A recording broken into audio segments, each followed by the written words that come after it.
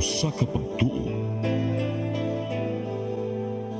usa ka tingog, usa ka katawhan.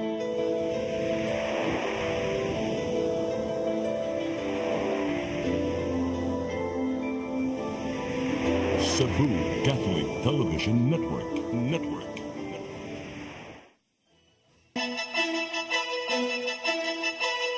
Uluhan sa mga balita sa Sayre 47, 10,000 pesos nga Christmas bonus sa pampublikong tunghaan sa syudad sa Mandaue sa iyong ipanghatag.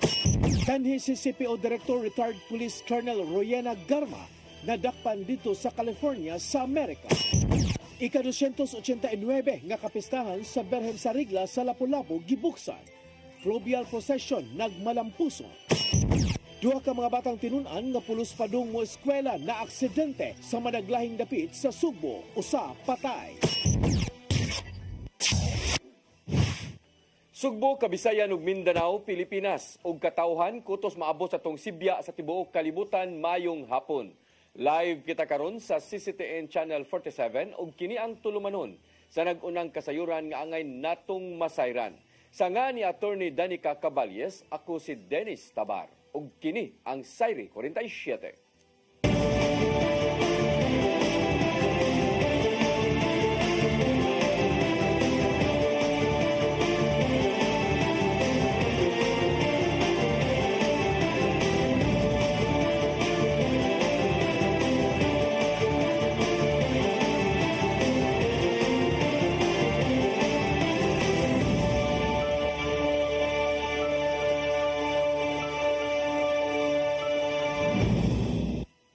Ug karon sa kumpletong detalye sa atong mga balita, Christmas bonus sa 10,000 pesos alang sa mga teaching ug non-teaching personnel sa mga pampublikong tunghaan sa syudad sa Mandaue gipaninguha nga mahatag og sayo. Samtang napasar na usab ang ordinansahon nga nag-institutionalize sa Mandaue City Local School Board. Ang kasayuran ihatod ni Mary Rose Sagarino. Sa naandan, makadawat og tag 10,000 pesos nga cash incentive ang tanang teaching ug non-teaching personnel sa pampublikong tunghaan sa syudad sa Mandaue gikan sa kagamhanan sa Dakbayan. Karon gipaningkamutan nga masayo nga mahatag ang bonus sa dili pa ang Disyembre 25. Yesterday, we passed a resolution requesting the local finance committee to convene and facilitate na masugdan na bitaw og pag-process ang atoang cash incentive sa atong mga teachers din sa Dakbayan sa Mandaue, public school teachers. As per Mayor, no, unahon maginatong PWD in which nahumana unya karon ato sang gisugdan karon ang sa senior citizens mosunod ni ang sa teacher. Ang DepEd Mandaue adunay kapin 2,500 ka teaching ug non-teaching personnel. Ang paghatag og Christmas bonus nalakip na sa tinuig nga budget sa Mandaue tungod usa na kini ka ordinansa. Pagpasalamat na usab sa serbisyo sa mga magtutudlo. Sa laing bahin hingpit na nga napasar sa konseho ang ordinansa pag-institutionalize sa Mandaue City Local School Board. We have this local school board but wala siya gibutang bitag ordinance. So with this ordinance sa Mandaue City Local School Board naa natay technical working committee or technical working group nga gipuno sa local school board para ang tanan bitang request sa ato mga teachers nga during the meeting sa school board anha pa bitaw diha ibutang i-bring up and then walay action taken. So with this institutionalization sa ato ang Mandaue City Local School Board, ang tanang mga request processes iagi na sa technical working group sa mao nga committee. So aksyon na nadaan barag abot ngadto sa meeting sa local school board na natay response how to deal with the request sa atong mga nagkalain-laing eskwelahan sa Dakbayan sa Mandaue. Ang technical working group lang kuba ni Mayor Glenn Berecede, Superintendent sa DepEd Mandaue, Treasurer's Office, Engineering Office ug Office of the Building Official. Ang meeting sa local school board gipahigayon sa nagkalain-laing tunghaan matag buwan. Mary Rose Sagarino, CCTN News. Samtang ikadawang hugna sa financial assistance sa mga senior citizens sa Dakbayan sa Mandaue, gihatag na usab 5,000 ka pesos na ang ilang nadawat human gipatuman ang uminto sa allowance. Ang kasayuran ihatod pagbalik ni Mary Rose Sagarino. Nakadawat sa unang bahin sa increase sa ilang financial assistance, nagkantidad og 5,000 pesos ang rehistradong senior citizen sa syudad sa Mandawi. Ang usbaw sa allowance gihatag ato sa distribution sa ikaduhang hugna silang assistance. Gipahigayon sa sports complex kaganinang buntag. Ang unang hugna nagkantidad lang og 4,000 pesos o giapod-apod ni atong Abril. Sa sunod tuig ang dulan 30,000 ka rehistradong seniors makadawat na og 10,000 pesos nga bahinon sa duha ka hugna. Kaniadto 8,000 pesos lang ang ayuda sa seniors nga gibahin usab sa duha ka hugna. Apan ang ordinansa sa Dakbayan nga naghatag og dugang 2,000 pesos ang giaprobahan sa konseho ni adtong Abril. Ato sa distribution, ang syudad ni tanyag usab og caravan of services, naglakip sa libreng medical ug dental consultation ug pagpanghatag og seedlings ug uban pa. Ang distribution sa ikaduhang hugna magpadayon sa sunod nga mga adlaw alang sa ubang mga barangay. Alang sa mga senior nga bedridden, ang cash allowance sa personal nga itunol sa mga opisyal sa syudad ug personnel gikan sa Office of the Senior Citizens Affairs. Mary Rose Sagarino, CCTN News. Gikonfirmar sa Department of Justice nga nasikop si retired Police Colonel Royena Garma sa California, USA. Sumapa ni DOJ spokesperson Miko Clavano nga gitanggong una ang opisyal sa San Francisco niadtong Nobyembre 7, kuyog ang laing usa niya ka kauban. Gitahasan ni Secretary Jesus Crispin Remulla ang Bureau of Immigration sa pag-atiman kang Garma sa gayon nga mobalik na dinhi sa Pilipinas. Gilauman ni Clavano nga bisan og nalibkas na ang contempt order gikan sa Kongreso, moabag gihapon si Garma sa investigasyon kalabot sa drug campaign ni Duterte administration. Mahinumduman nga natribukar ni Garma ang dagan sa dugoong kampanya batok sa drugas. Ilabi na nga giduma niya niadto ang Cebu City Police Office. Giangkon ni Presidente Ferdinand Bongbong Marcos Jr. nga wa sila'y gisunod nga sumbanan kalabot sa pagsanong sa tabang panahon sa bagyo. Kini subay na sa pagsud sa sunod-sunod nga mga bagyo sa Philippine Area of Responsibility sa nanglabay nga mga semana. Suma pa ni Marcos nga resulta kini sa pagbag-o sa klima kon climate change. Apan mipasalig si Marcos nga wa gipasagdan sa gobyerno ang pagsubay sa kahimtang ilabi na sa mga dapit nga kanunayng maigo sa bagyo. Mitambag si Marcos Jr. sa publiko nga mosanong sa mga mando sa otoridad ug mangandam panahon sa katalagman. Ngayon, sinasabi natin, pag-isip-isip tayo kasi kung aayusin natin, tapos sisirain na naman ang susunod na bagyo, sayang lang yung ating ginawa. So kailangan natin magplano. Pero yung mga tao, kailangan na may kuryente, kailangan na may food supply, kailangan na may tubig, kailangan na ayusin ang kanilang bahay. So this is the balance that this is the tightrope that we are trying to navigate. Kapitolyo nakig-alayon sa Food and Drug Administration o Department of Science and Technology 7 aron tabangan ang mga magpahimos sa sugbo sa negosyo Season 3. Samtang gihatagan na og pasiunang hinabang ang mga beneficiaries ubos sa maong programa. Ang kasayuran ihatod ni Gian Navarro. Subay sa gipalapdang pagpatuman sa Sugbo Negosyo Season 3, nakigalayon ang Kapitolyo sa duha ka mga ahensya sa gobyerno aron matabangan ang mga magpapatigayon. Kagabi nagpirmahanay silang Governor Gwen Garcia ug mga kadagkuan sa Food and Drug Administration ug Department of Science and Technology 7 ug kasabutan. Abagan sa duha ka mga buhatan ang gatusan ka mga negosyong buot panindoton og pakusgon sa mong livelihood program sa Kapitolyo. Mutabang ang FDA sa pagproseso sa mga negosyo aron masiguro ang luwas nga paggamit ilabi na sa pagkaon ug cosmetology. Abli ang DOST-7 sa paghatag og technical advisory services aron mas munindot pa ilabi na ang packaging sa produkto. Muabag ang duha ka ahensya sa pagtudlo ngadto sa mga beneficiaries sa Sugbo Negosyo. Suma pa ni Garcia nga kabahin kini sa tinguha sa Season 3 sa livelihood project nga himong export quality ang mga produkto gikan sa managlahing lokal nga negosyo. We want to be able to help existing, meaning proven, existing entrepreneurs that just need a little push. Wa gyud makaangat kay wa lagi kapital. But They have proven that they are conscientious taxpayers. Nga nagikayo na, gyapod-apod na ang 20,000 pesos nga financial assistance sa sugbo negosyo gikan sa managlaing distrito sa lalawigan. Gamito na mong pundo nga anaa sa QR-coded card sa pagpanindot pa sa dagway sa ilang tindahan.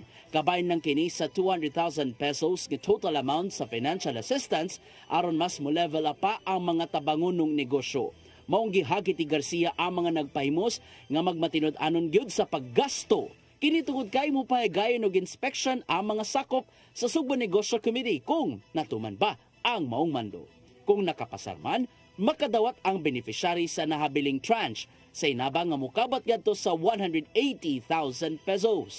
Because after a certain period, there will be an inspection of your physical structures. If by that time you have not been able to improve the physical structure, you cannot proceed to the second release. Ang pagkadaog sa mong livelihood program adunay 1 million pesos nga premyo nga magamit aron mas mudako pa ang negosyo. Alang sa Season 3 sa Sugbo Negosyo, migahin ang Kapitolyo o 100 million pesos nga pondo. Gian Navarro, CCTN News. Sakop sa kapulisan nga gipabantay palibot sa Cebu City Hall magpadayon aron dili mabalda ang pagserbisyo sa katawhan. Andam silang mutuman kung dunay legal nga kamanduan kung dunay opisyal nga mobalik na sa iyang posisyon. Ang kasayuran hihatod ni Arnold Bustamante. Magpadayon ang pagbantay sa kapulisan sa Depensa Sugbo sa sulod gawa sa Cebu City Hall human sa nitubong nga kasamok sa milabing semana. Mato ni Police Lieutenant Colonel Maria Teresa Makatangay, ang Deputy City Director for Operations sa Cebu City Police Office, nga ang tumong sa presensya sa mga pulis sa bawang dapit mao ang pagpatuman sa kahusay ug kalinaw. Gawas nini aron dili usab mabalda ang serbisyo publiko sa kagamanan sa Depensa Sugbo sa mga Sugboanon nga mokuhag dokumento ug uban pa. And to ensure that the services extended to community will not be by any necessary, what they call this one, nuances. Doon na katap nga impormasyon nga nagpadala og suwat ang na-dismiss nga mayor sa siyudad sa Sugbo nga si Michael Drama ngadto sa ombudsman nga nagpahibaw nga napupos na ang unom ka buwan niya nga suspensyon o kinahanglan na siya nga mobalik sa trabaho. Apan alang ka nga Makatangay nga ilang sundon kung dunay ipagawas nga legal orders nga nagpahibaw nga mobalik na sa ihang opisina ang na-dismiss nga mayor sa Dakbayan. Giklaro niya nga kung wala ni nga kamanduan ilang kining barugan ug samtang wala pa kini magpadayon ang presensya sa mga pulis sa gawas o sa sulod sa Cebu City Hall. We will abide with the appropriate agency and appropriate agency's directive and with the corresponding legal document showing any person's authority to assume post in whatever post here in City Hall. So until and unless we will be guided by such authority, we will continue as we always do even before this issue arose, na naman gyud tay mga personnel nga gabantay sa City Hall. So until and unless we will receive that document, the SOP that we will be implementing in City Hall remains the same. Sugod usab nila nga ipatuman ang no permit no rally policy sa mga supporters ni Rama nga una na nga milusad og protesta sa gawas sa City Hall sa milabing semana. Niadtong Biyernes nahimong tensyonado ang City Hall human nga nagprograma ang mga kaalyado ni Rama ug mipugo sa pagbalik sa trabaho ang kanhi City Administrator nga si Colin Rosel apan gipusasan siya sa mga pulis sa kasong usurpation of authority. Arnold Bustamante, CCTN News. Mosunod, ika-289 nga kapistahan sa Birhen sa Rigla sa Lapu-Lapu gibuksan. Fluvial procession nagmalampuson. Kanaog daghan pa mga balita sa pagbalik sa Sayre 47.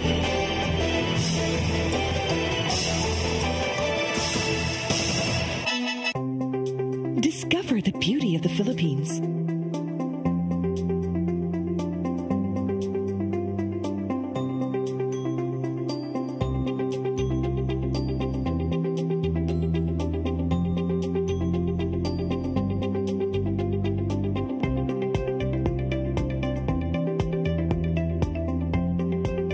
With Philippine Airlines, the country's flag carrier.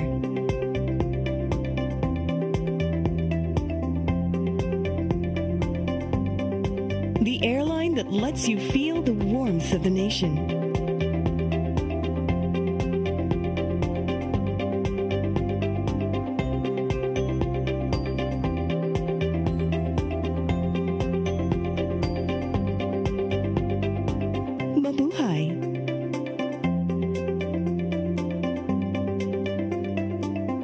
Start today. Unlock the secret to a healthier you. You're worth it. Health is wealth. Health Plus. Easy Flow. And Health Lift Plus. Health is wealth. Migo George! Oh, ako?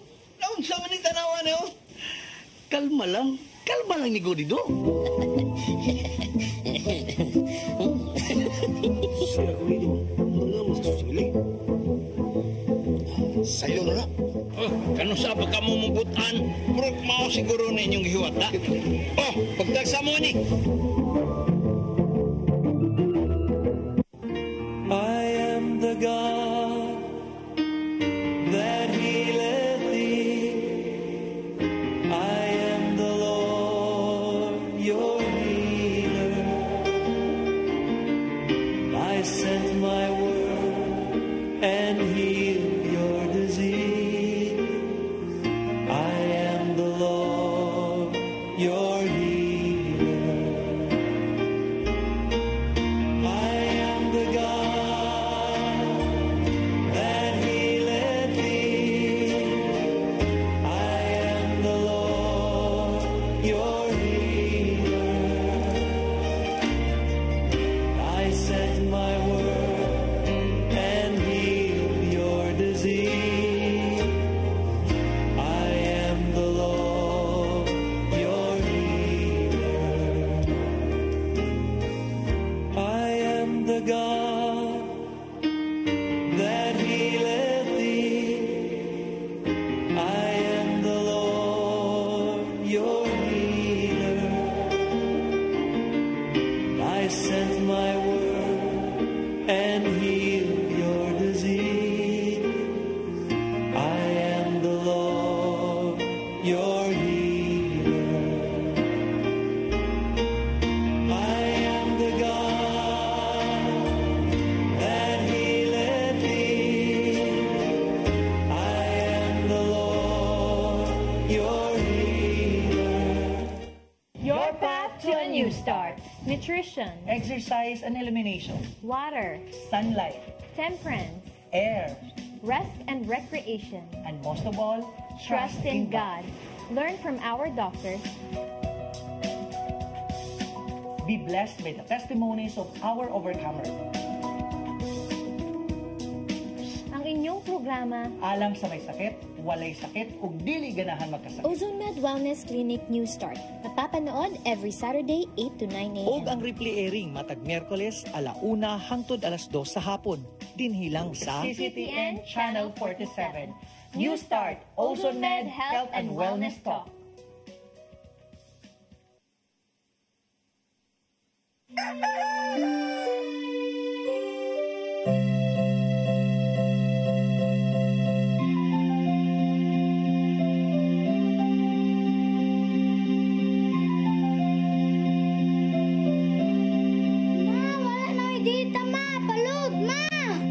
Sorry ma'am, na-late ko. Nangita pa mong gugod para internet sa kong anak ma'am. Ay, wala na yung problema. Pag sinisibo. Sinisibo, sinisibo. For your internet connection. And for the signal of your cable TV. So fast and straight the transmission to your home. Sinisibo. Sinisibo, sinisibo.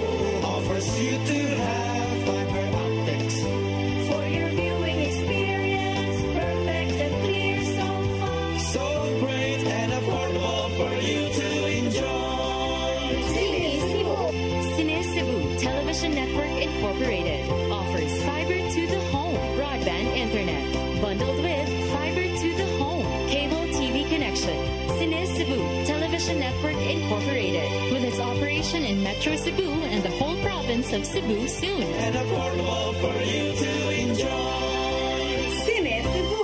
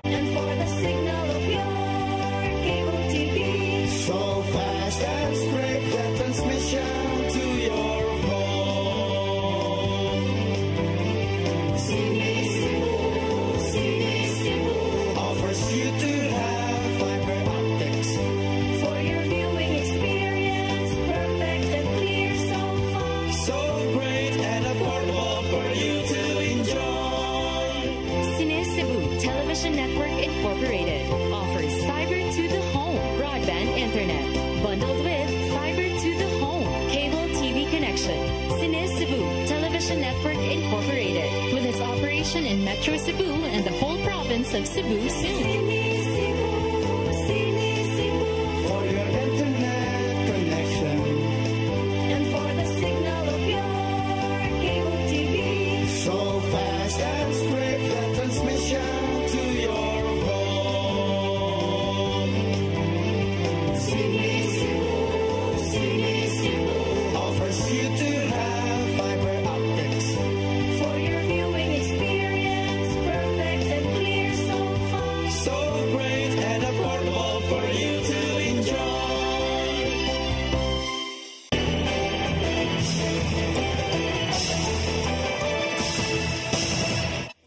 Balik sa ato mga balita, gatusan ka mga sakyanang pandagat ni Salmot sa fluvial procession sa Birhen sa Regla isip pag-abli na sa ika-289 nga kapistahan sa dakbayan sa Lapu-Lapu. Samtang libuan usab ka mga dibuto ang mitambong sa unang misa novena.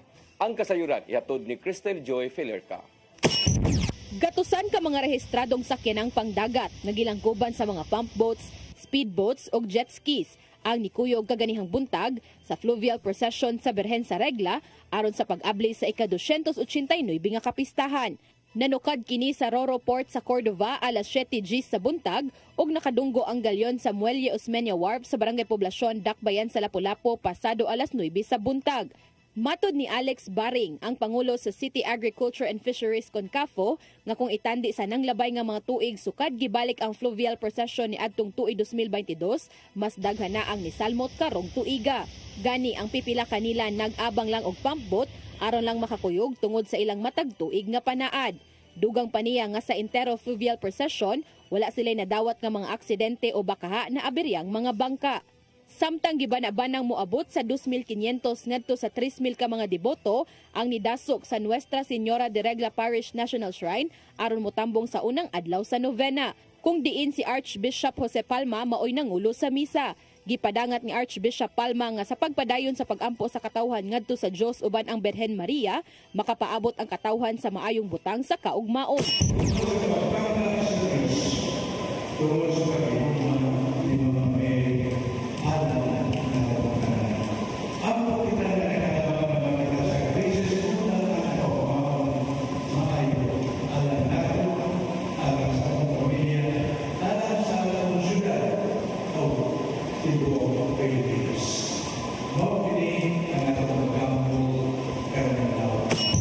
Naabot ang Birhen gikan sa fluvial procession, napuno ng daan ang simbahan sa mga deboto ug mas nidasok pa kini sa pag-abot sa mga nikuyog gikan sa fluvial procession. Matod ni Police Lieutenant Colonel Christian Torres, ang spokesperson sa Lapu-Lapu City Police Office, mas gamay kini kung itandi sa nanglabay nga mga opening salvo nga moabot sa 5,000 ka mga deboto ang mudagsa. Sigun pa niya, posibleng tungod kini kay naatol sa weekdays ang pag-abli sa kapistahan. Weekdays mo dyan. Mga ting trabaho, ting klase, wala kayo ay nakakuan. Pero umutumong ang fiesta o mga inan activity na to weekends, dagan siyang tao. Ihulagway ni Lieutenant Colonel Torres nga malinawon ug malampuson ang kinatibuk ang pagpahigayon sa opening salvo tungod kay wala sila'y natalang di malikayan nga mga kakulian. Cristel Joy Filerca, CCTN News. Gisiguro sa Land Transportation Office nga meminusan ang delay sa mga pagparehistro sa mga sakyanan pinagi sa dugang security paper. Nakadawat ang LTO og dugang supply sa security paper aron na maggamit sa pag-print sa Certificate of Registration kun CR sa mga sakyanan. Sumapa ni LTO Chief Bigor Mendoza nga dali silang nihimo og mga lagda kalabot sa pagpangrehistro apan makatabang usab ang dugang pang-supply sa maong mga papel. Gilauman nga madawat sa LTO regional offices ang dugang pa nga mga security paper ni nga simanaha aron mas mapadali na ang pagparehistro sa mga sakyanan.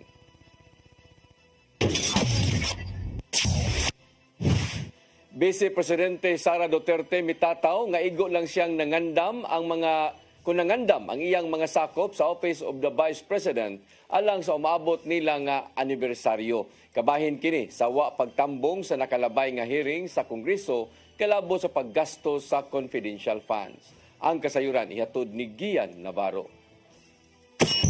Gitataw ni Vice President Sara Duterte nga walay na itabong pag-isnab sa mga sakop sa Office of the Vice President atol sa hearing sa Kongreso. Sumapa niya nga nibisita ang mga sakop sa managlaing satellite offices isip kabahin sa pagpangandam sa ika-89 nga anibersaryo sa ilang buwatan karong Nobyembre 15. Tuyong mipahigayon og investigasyon ang Kongreso bahin sa nahimong paggasto sa pundo sa OVP, ilabi na ang confidential funds. Kagapon gikontempt ang mga opisyal sa OVP nga silang Lemuel Ortonio, Gina Acosta, Sunshine Fajarda ug Edward Fajarda tungod kay wagid sila nagpakita sa mga kongresista bisan og gidapit sa pagtambong. Nalakip silang upat sa masakop sa OVP nga gipabantayan sa Department of Justice human giisyuhan og lookout bulletin order tungod sa posibleng pag-ikyas. Pareho lang naman nandun ako, inaatake nila ako. No? Umalis ako, inaatake din nila ako. So kung may preference man ako, base ko sa personality ko, ayaw ko ng maraming tao, I don't like crowds, so I can work alone. Atol usab sa hearing, gipapahawa sa Kongreso ang abogadong si Emily Torrentia tungod kay walay gipakitang ebidensya aron siya ang mo-represent sa OVP. Tungod sa issue sa pundong gamitonon sa OVP sunod tuig, nakita ni Duterte nga limitado na lang ang ilang mga programa alang sa sunod tuig. Sama lang kini sa libreng bus ride sa gubang financial assistance ngadto sa mga nanginahanglan. Kung unsa man ang mamahimong dangatan sa natad sa pamulitika na paglantawan ni Vice Presidente Duterte nga sa 2026 pa mahibaw-an. Kini bisan pa man og gibadlong siya samahang si kanhi Presidente Rodrigo Duterte nga di mag-apil-apil sa politika. Narating din tayo doon na hindi na ako sasali sa politics. Ako man gusto ko din. Ang problema ko is that I need to answer to 32.2 million Filipinos na who gave their trust and confidence for me to become the Vice President of everyone, hindi lang 32.2 million.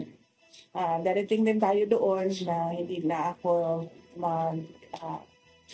sasali sa politika. Gian Navarro, CCTN News. Total assets sa Pag-ibig Fund lukop nasod milapas na sa 1 trilyon ka pesos. Samtang giatubang sa maong buhatan ang hagit sa pagpatuman sa full PH program sa gobyerno. Ang kasayuran ihatod pagbalik ni Gian Navarro. Gitaho sa Home Mutual Development Fund kung Pag-ibig Fund nga milapas na sa 1 trillion pesos ang ilang kabtangan kung total assets lukop nasod. Sa gihatag nilang datos, ana sa 1.02 trillion pesos ang total assets detong Enero hangtod Septembre ning tuiga. Sa maong kantidad, ana sa 98 billion pesos ang members' savings ug 39 billion pesos usab ang net income. Kung isgutan ang mga datos sa Central Visayas, ana sa kapin 7 billion pesos ang regular savings ug dulan 4 billion pesos usab ang MP2 savings. Samtang 10 billion pesos ang naapod sa multipurpose loan o 167 million pesos usab sa calamity loan ning rehiyon. Kung isgutan ang pautang aron makabalay, ana sa 18 billion pesos ang gigahin alang sa housing loan ngadto sa dulan 12,000 ka mga miyembro. Samtang 330 million pesos usab ang gigahin sa socialized housing loan diin nakabenepisyo kini sa 790 members. Sumapa ni Rio Teves sa Pag-ibig Fund Visayas Mindanao nga pakusgan pa ang ilang serbisyo aron mas daghan ang makapahimos. And those money which you contributed or saved will be used to finance the acquisition of housing units of other members so nakatabang ta nila na maka-acquire. And at the same time, hindi idol ang imong funds which is earning. Niabag ang Pag-ibig Fund sa mga buot makabaton og balay ubos sa pambansang pabahay para sa Filipino program kon 4PH. Apan giang ko ni Teves nga doon mga kalisdanan ang LGU sa pagpatuman sa manalang sa kakuwang sa idle lands nga katukuran sa mga balay. Apil usab ang pagpangita og mga beneficiary sa 4PH ingon man ang gikinahanglang dokumento. Karong nakig-alayon sila sa mga LGU, isiguro nilang matuman sulod sa gitakdang panahon ang maong housing program uban ang ilahang mga partners. I can guarantee that Pag-ibig Fund has so much funds, a total of 240 billion pesos allotted for up to 2028 since 2022, and that is to provide financial assistance to our growing members who are still without homes. CCTN News. Paggamit sa tungang bahin sa Ruby Rice Oval sa Cebu City Sports Complex, gitun-ana ni Mayor Raymond Alvin Garcia. Napaglantawan nga magamit usab kini sa publiko sa dili pa ang Sinulog 2025. Ang kasayuran ihatod ni Mary Rose Sagarino. Gitunaan ni Mayor Raymond Alvin Garcia kung mahimo pa bang magamit ang tungang bahin sa oval sa Cebu City Sports Complex. Kinibisan pa man og temporaryong siradaan sa publiko ang paggamit sa Ruby Rice Track Oval aron ayuhon. Sumapa ni Garcia nga adunay mga nihangyo sa ilahang buhatan og sa habig sa sports complex nga gamiton ang tungang bahin sa oval aron mag-football. Maong gisubay ni Garcia ang posibilidad niini sanglit usaman kini sa tinubdan sa kita sud sa Cebu City Sports Complex. We will look at that. We will study it further. Pero ako kung mada sa construction nga magamit ang tunga, ako gid ang ipagamit ang tunga because that is added income for the city of Cebu. Sugod ugma Nobyembre 13, siradaan sa publiko ang Ruby Rice Oval aron makasugod na sa pag-aayo sa mga nangagubang bahin. Napaglantawan niya nga mulanat ngadto sa tulo ka semana ang major repair o mulapas pa aron masiguro ang kalidad niini. Dugang pa nga kinahanglang ayuhon sa labing dalin panahon aron maandam ang Ruby Rice Oval sa dili pa ang sinulog karong Enero tuig 2025 aron masigurong dili maguba pagbalik ang oval. Kinahanglan kining tabunan ilabi na nga daghang mga tawo ug ekipo ang moagi. Jerry Guardo, in behalf of the council, that's already stated nga mas maayo nga at first tingnan mo siya mas maayo nga tanan mo ilisan pero karon it's only 60% nga murad medyo guba na gyud. So and then there was a suggestion nga after Sinulog pero para kanako it will be too long na not to wait after the Sinulog. Mary Rose Sagarino, CCTN News. Mosunod, duha ka mga batang tinunan nga pulos padong mo eskwela na aksidente sa managlahing dapit sa Sugbo, usa patay. Kana og daghan pa mga balita sa pagbalik sa Sayre 47.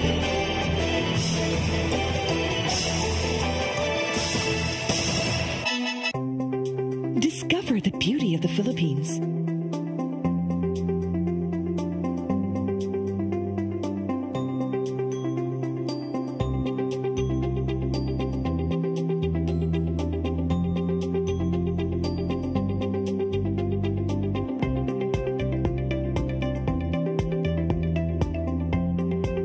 With Philippine Airlines, the country's flag carrier.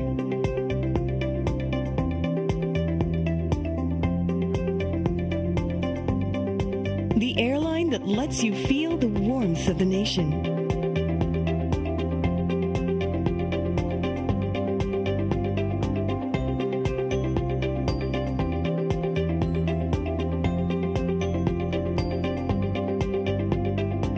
Mabuhay.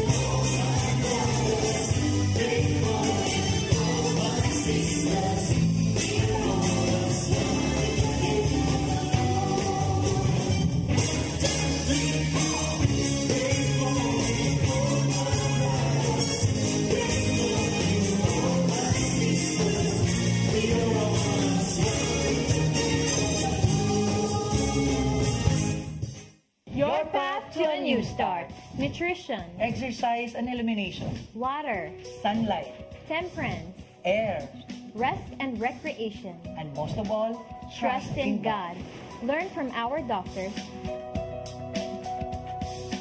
Be blessed by the testimonies of our overcomer.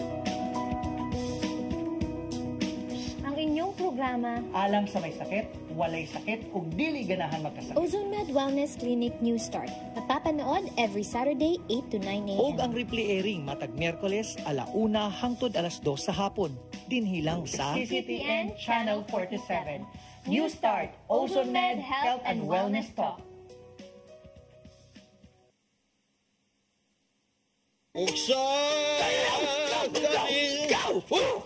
Unsa man kang tambulakan kalit nga abot.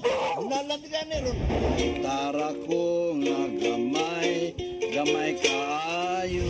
Gitara ko nga dako, gamay kaayo. Dailing. Unsa man ang utangan nga naa nga si mong luyo dito? Pamanggod siya na ikatubang ni mo Dailing kay Tarong mo? nganong imam kong iapel ni Dailing ha? Wa man ko'y labot. Kini panil nga, kini. Kinabuhi, puno sa hagit. Sugpil na ka, Dri, ha? Ay, pag-inalte! Magdita ka! Puno sa pangutana. Bata o gani ka kayo? Nagpuyab-puyab na ka? Kinsa man ang mga masakitin ako din ay karoon na kinsa! Kung si buti mo'y pasabot na di. Puno sa luha.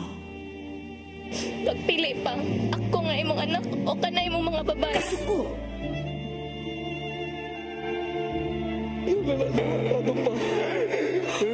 Ano itang ka ni Papa? Apan bisan mangit-ngit pa ang imong kalibutan, aduna pa'y nagpahiping kahayag. Aduna ka pa'y kasumbungan. Mga lama, hanap na. Dear Tatay, Tunog na unlod na. Nganong wailain pagi aron masabtan nato ang Biblia. Kinahanglan nga doon natay relasyon kang Hesus. Hangtod sa layan natong panaguban, daghang salamat. Shalom. Tunog na unlod na.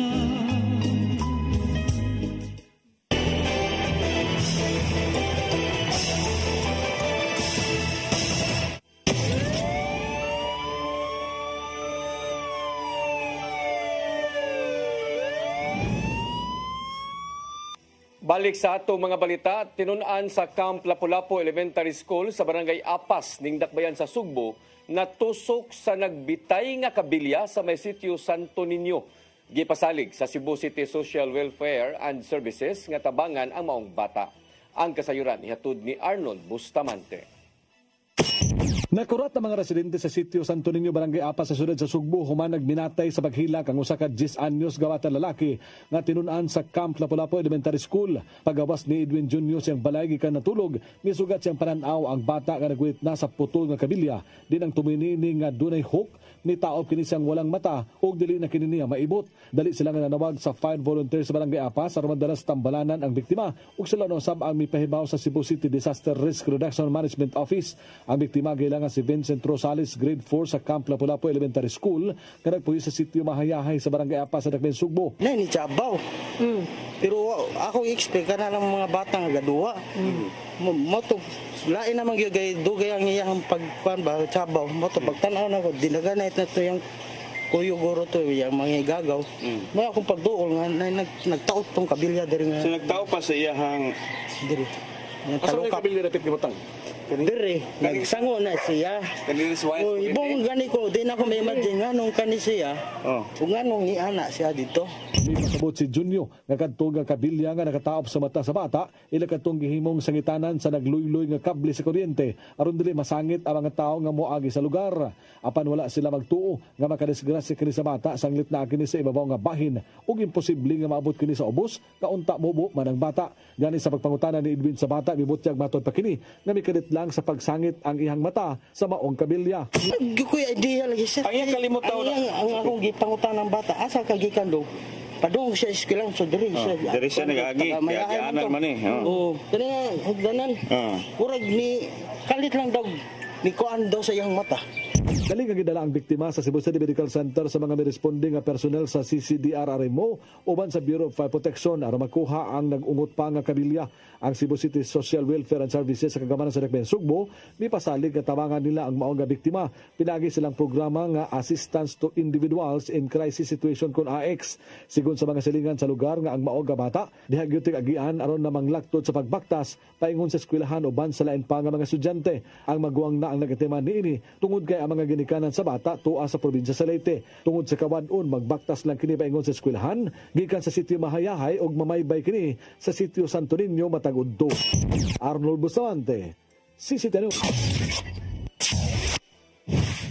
Patay ang usa ka 9 anyos nga batang lalaki sa Lapu-Lapu City human nadasmagan sa motor paglabang sa karsada kaganinang buntag. Nasuta nga ang tinun-an padung unta nga moeskwela. Ang kasayuran ihatod ni Cristel Joy Filerca. Patay ang usa ka tinun-an sa grade 3 human kini madasmagi sa usa ka motor sa Changi Road, Barangay Babag, Dakbayan sa Lapu-Lapu pasado alas 5:40 kaganihang buntag. Ang biktima usa ka 9 anyos nga batang lalaki nga taga Purok Rambo, Barangay Babag 2 ug nagtungha kini sa Babag Elementary School. Mato ni Police Lieutenant Colonel Christian Torres, ang spokesperson sa Lapu-Lapu City Police Office, nga padung untang moeskwela ang maong bata. Tungod kay ana sa pikas bahin ang tunghaan ni ini gikan sa nahimutangan, kalit kining nilabang sa karsada samtang adunay motor nga nagdagan. Igo sa kusog ang padagan, kalit sa alleged sa kanang driver is kalit nilabang ang bata nang wala na siya time nga mo maneuver or mo lihay sa bata mo nang antimano gid ang bata. Ang 21 anyos nga si Filipo Natinga, tagalungsod sa Barili apan kasamtangang nagpuyo sa Purok Sunlight sa susamang barangay, mao'y driver sa Honda XRM nga mao'y nakadasmag sa bata. Nibutyag si Natinga nga padung unta siyang magpalit og gas nga gamiton sa restaurant kay iyang gitrabahuan isip usa ka kusinero. Samtang anaa siya sa tunga sa karsada, sakto lang ang iyang padagan ug nabantayan na niya ang maong bata nga naglakaw kilid sa karsada. Apan wala siya magdahom nga mokalit lang og labang ang maong bata. Wa ko mulik kay sir. Ang narap tunga gud sir. Narap tunga ban. Abot ra galit sa kwan. Galit ra labang. Sigon pa niya nga naigo kini sa tuo nga manobela sa iyang motor hinungdan sa pagkalabay. Mato ni Lieutenant Colonel Torres tungod sa kakusog sa impact nakaangkon og head injury ang 9 anyos. Gidugang pa niyang posibleng sakto lang ang padagan sa maong driver tungod kay minor injuries lang ang naangkon ni ini. Dugang pa ni Natinga nga nalabay siya sa Picas Lane, hinungdan nga aduna pay laing duha ka motor ang naangin. Ang usa ka motor gimaneho sa usa ka 47 anyos nga lalaki nga may backride nga usa ka tinun-an sa grade 7 nga pulos mga residente sa Purok Huda sa susamang barangay. Samtang ang usa ka motor gimaneho sa usa ka 30 anyos nga lalaki nga usa ka welder nga taga Dakbayan sa Talisay. Nadala pa sa Karahay Hospital ang nadasmagang bata apan wala maabdi og usa ka oras nakabsan gud kini og kinabuhi.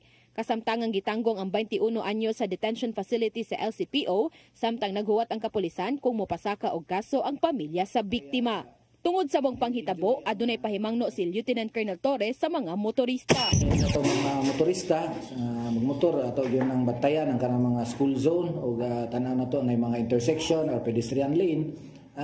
Magbinantayon gyud nga mo minor man gyud na mo ginay-basic gyud sa motorista. Then be defensive driving gyud ta pirmi. Cristel Joy Filerca, CCTN News.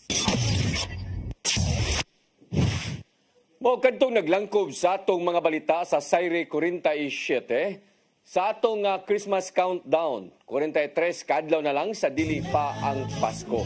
Sa nga ni Attorney Danica Caballes, ako si Dennis Tabar.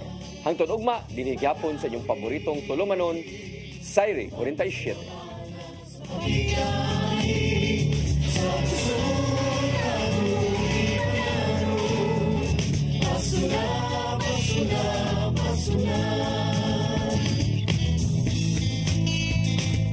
Gugma ang angay na kong kaambi sa iksuntang hubo, gutom sa pagmahal. Kay kaniya mo lang mapatayag kung sa'y kahulugan sa Pasko. Ito sa pasungan nagpagkatao ang atong Ginoo.